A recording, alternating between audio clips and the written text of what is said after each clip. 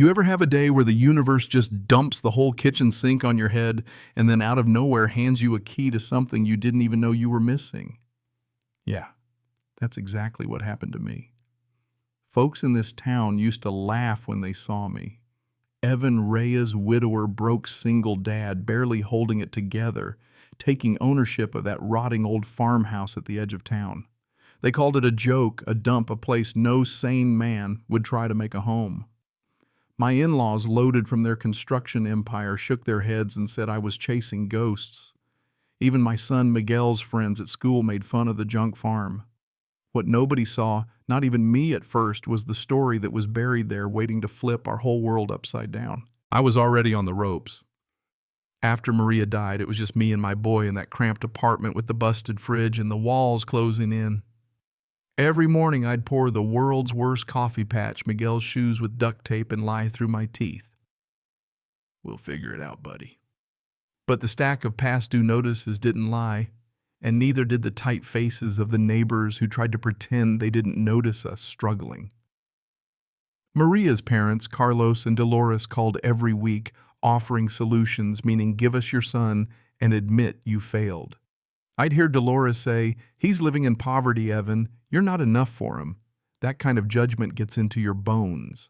One afternoon, while trying not to think about the overdue rent or the way my paycheck evaporated every week, I opened that letter from the law office, the one that said my grandfather, Antonio Reyes, had left me his farmhouse and 15 acres outside town. The place was more rumor than real estate. Even the county assessor called it uninhabitable. I drove out there once and, yeah, it looked every bit as bad as they said, roof caving in, barn collapsed, weeds up to my knees. But as I walked through those empty rooms feeling the old floorboards creak beneath me, I kept thinking about Antonio's hands. The same hands that built this place from nothing, who always saw possibility where other people saw disaster. I'll never forget Miguel asking me, "Are we going to live there, Dad? Could we fix it up?" His eyes so bright it hurt to look at them. We were flat broke, but something about that question stuck with me. The next day, after another run-in with Carlos and Dolores about Miguel's future, I pulled out an old legal pad and a calculator.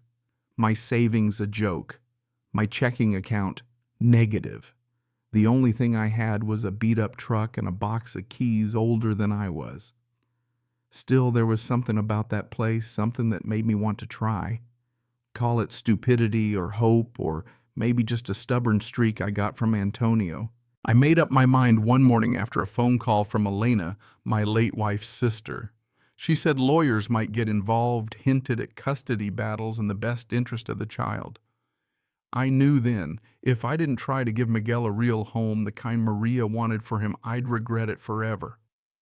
So I pulled Miguel out of school early, and we drove out to the farmhouse together. That place was a mess, rot everywhere.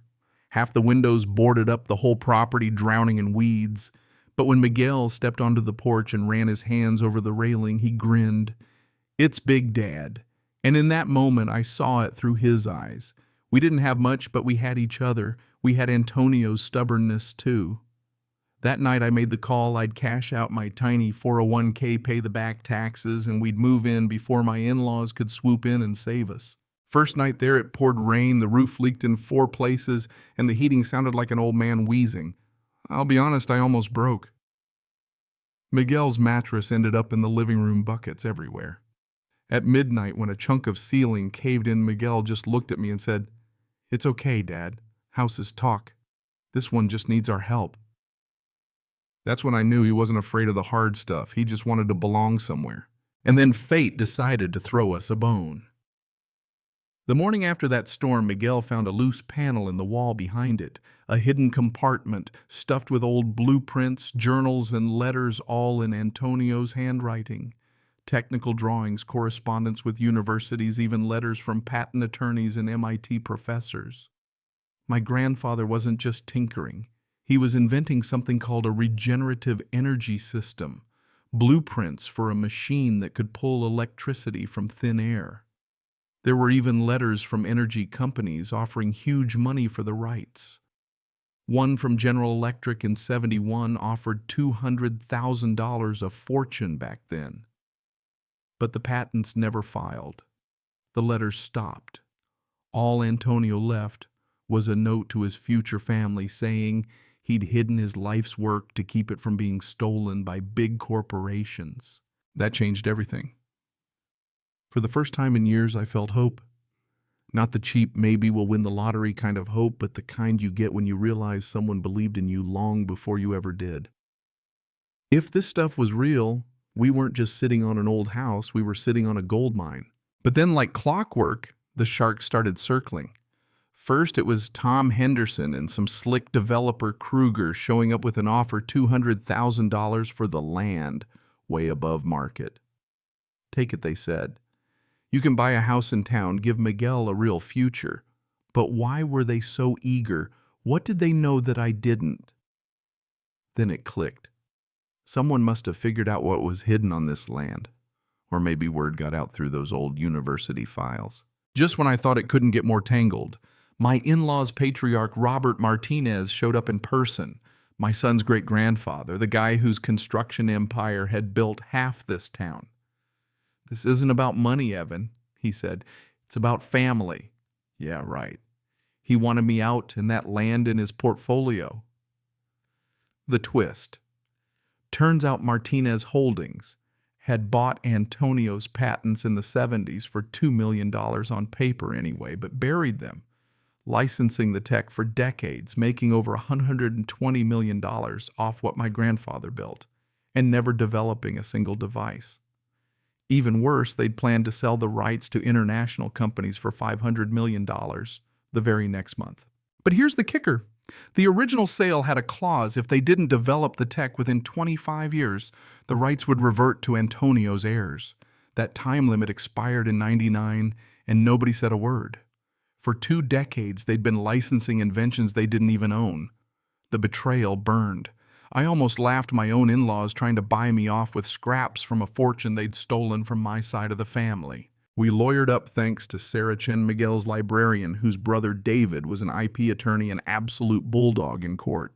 We filed injunctions, poured through patent databases, connected the dots. Martinez's lawyers tried every trick in the book: code violations, child welfare complaints, bureaucratic harassment, anything to force us out and bury the truth. But you know what? Sometimes the little guy wins. The day of the hearing, the evidence spoke for itself. Decades of memos showing Martinez Holdings intentionally suppressed Antonio's work to protect their profits. Under oath, Robert Martinez had to admit in front of everyone that they'd never tried to develop the technology, just sat on it and sold the rights. Judge Morrison, she didn't mince words. Innovation belongs to innovators, not those with the power to suppress it. She awarded us back every patent, every dollar, $127 million in restitution, and ordered Martinez Holdings to hand over all technical documents and halt every licensing deal. The news exploded, reporters on our law and film rights, book deals, you name it. But the real victory wasn't the money. It was knowing that Antonio's inventions would finally see the light of day. Miguel, ever the old soul, said it best. Now families like us can get a break for once. 6 months later, the farmhouse isn't just standing, it's thriving. Solar panels, Antonio's electromagnetic system purring in the basement, the place buzzing with visitors from the Smithsonian, and young inventors wanting to see how a forgotten man in the hills changed the world. We set up a foundation to build and distribute these machines for working families. No more picking between food or the light bill. And that's how it ends. Or maybe how it really begins. We built a home, reclaimed a legacy, and learned the hard way that some things are worth fighting for no matter the odds. And every evening when Miguel brings me a mug of hot chocolate, I look at that old workshop and think, maybe Antonio knew all along it would take a little pain, a lot of stubbornness, and more heart than most people ever see. But you tell me, what's justice worth in a world built on secrets? Would you have fought or just taken the money and run?